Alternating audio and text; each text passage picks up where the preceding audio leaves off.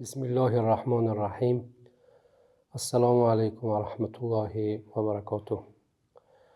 دوستان نهایت عزیز و گرامی، درس ما درباره آداب و اخلاق و دعای و ذکر دوام دارد. در نشست گذشته در باره سید الاستغفار همراه صحبت کرده بودیم و به بعضی از معناهای آن اشاره کردیم. باید تاکید کرد که پیامبر اکرم صلی الله علیه و سلم درباره فضیلت سید الاستغفار فرمودند: من قالها من النهار موقنا بها فمات من یومه قبل ان یمسی فهو من اهل الجنه. کسی سید الاستغفار را خواند و یقیناً به معناهای آن را ادا کند، پس بیگاهی نشده از دنیا گذرد، از اهل جنت میگردد. و من قالها من اللیل و هو موقن بها فمات قبل ان یصبح فهو من اهل الجنه. کسی بیگاه آن را خواند و به معناهای آن یقین داشته باشد و پیش از رسیدن به صبح وفات کند، از اهل جنت میگردد، که این را امام بخاری روایت میکنند. دوستان عزیز، امروز در اطراف آیت الکرسی همراه صحبت خواهیم کرد. اعوذ بالله من الشیطان الرجیم.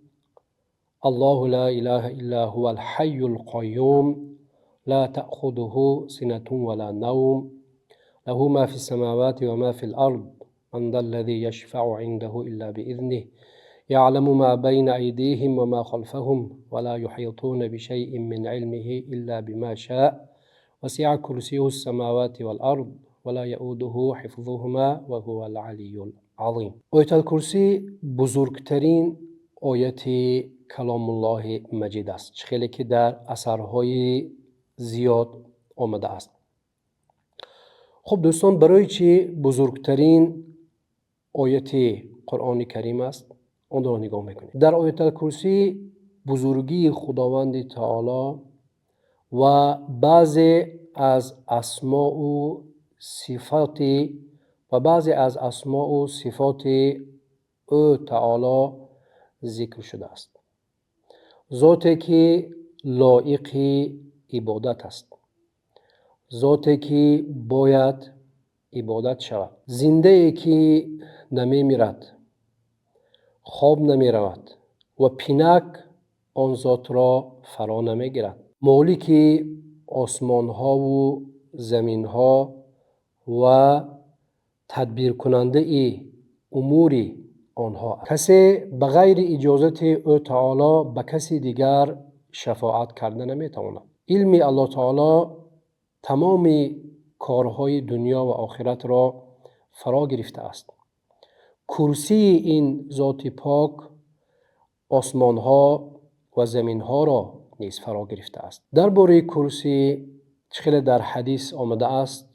مختصر آن را ذکر میکنیم و به آن اکتفا میکنیم. پیامبر اکرم صلی الله علیه و سلم درباره کرسی فرموده اند: تمام زمین ها و آسمان های هفتگانه در نزد کرسی مانند حلقه است در صحرا و این کرسی در نزد عرش مانند حلقه در صحرا است. خیلی ما میدونیم عرش این بزرگترین مخلوق الله حق سبحانه و تعالی است. البته کیفیت و تفسیر آن را تنها الله حق سبحانه و تعالی میداند. و ما یعلم تأویله الا هو. دوستان من، وقتی به فایده های آیت الکرسی نگاه کنیم میبینیم که وقتی آن را صبح و بیگاهی خوانده شود و همچنان هنگام خواب آن را خوانیم، الله حق سبحانه و تعالی ما را از شیطان ها حفظ میکند. همچنین در حدیثی که ابو هریره رضی الله عنه روایت کردن آمده است: پس از هر نماز خوانده شود، بین این انسان که آیت الکرسی را خوانده است و بین جنت تنها مرگ باقی میماند. یعنی اینقدر ثواب دارد. دوستان نهایت عزیز و گرامی، در نشست ها چند بار تکرار کردیم و گفتیم که دین ما دین شامل است و تمام حیات ما را در بر گرفته است و در هر جا دعا و ذکرهای خاص را معین کرده است که ما با یاد کردن آن، با گفتن آن از برکه برخوردار می شویم و همچنین به ثوابها نائل می گردیم. و اینجا اشاره میکنیم به دعای سوار شدن به نقلیات یا به مرکب. هنگام نشستن به نقلیات یا مرکب اولا بسم الله میگوییم، نام خدا را میگیریم و از خدای خود، آفریدگار خود، معبود خود یاردم میپرسیم. پس از اینکه نشستیم این دعا را میگوییم: الحمدلله سبحان الذي سخر لنا هذا وما كنا له مقرنين و انا الی ربنا لمنقلبون. پس از آن 3 بار میگوییم الحمدلله الحمدلله الحمدلله، الله اکبر الله اکبر الله اکبر.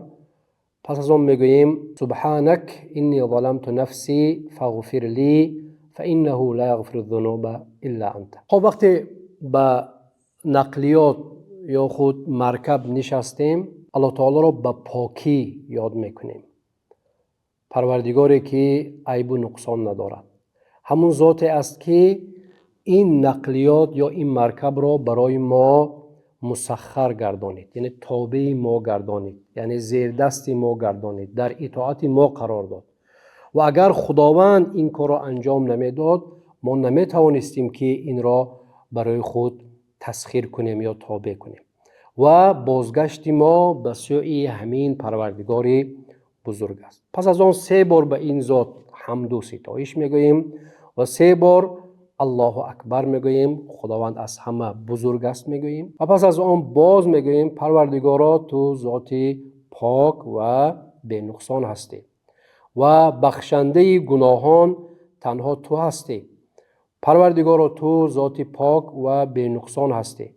من به نفس خود ظلم کردم، تو مرا ببخش، زیرا غیر از تو دیگر بخشنده وجود ندارد.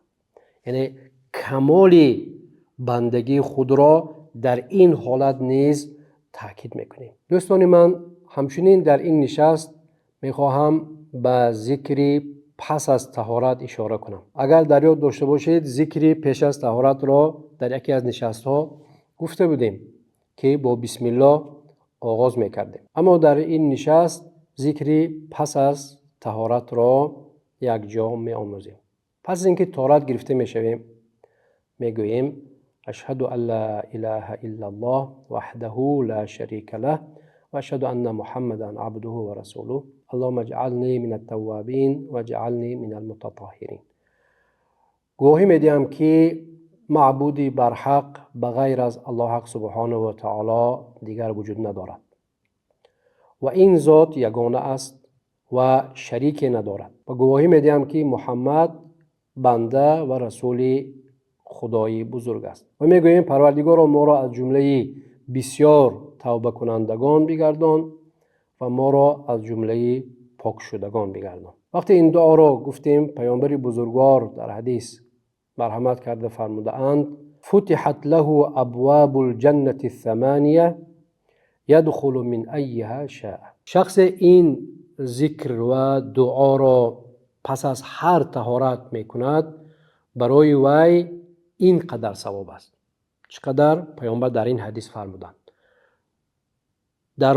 8 دروازه جنت برای وی باز می شود و از کدامش خواهد وارد آن می گردد. دوستان من، الله حق سبحانه و تعالی تمام بنده ها را برای امتحان آفریده است و همه ما تا آخر عمر به امتحان های گوناگون دچار می شویم و هنگام امتحان اگر امتحان نیک باشد باید شکر کنیم تا ثواب گیریم، اگر امتحان وزین باشد باید صبر کنیم تا ثواب گیریم. وقتی مصیبت بر سر ما آمد، برای ما پیامبر اکرم صلی الله علیه و سلم آموزوندند که این دعا را گوییم: انا لله و انا الیه راجعون.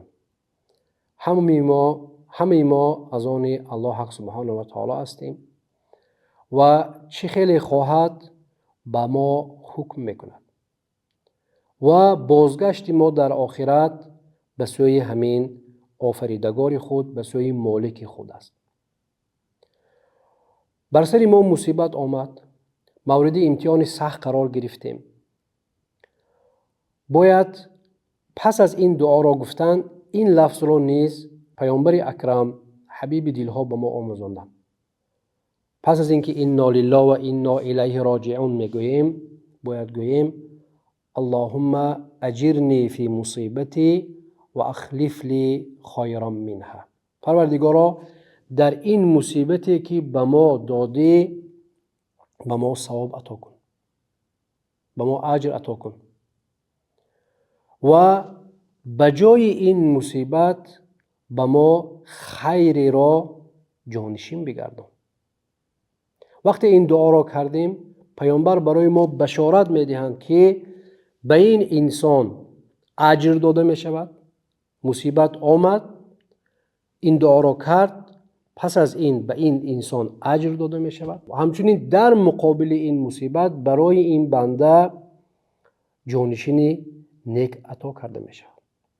و این بشارت پیامبر صلی الله علیه و سلم که حق است و باید هر مسلمان به آن یقین داشته باشد. در دیگر حدیث پیامبر صلی الله علیه و سلم فرمودند که وقتی به بنده یک نیکی میرسد، شکر میکند، ثواب میگیرد. وقتی به بنده یک سختی وزدینی میرسد، صبر میکند، ثواب میگیرد. و این تنها برای بنده مؤمن است بودند. چون ما در این دنیا همیشه مورد امتحان هستیم. وقتی آسانی آمد، شکر کنیم تا ثواب گیریم. وقتی وزنی آمد، باید صبر کنیم و پس از آن به ثوابهای زیاد نیز نائل خواهیم شد. و تا نشست آینده در امان الله مهربان باشید.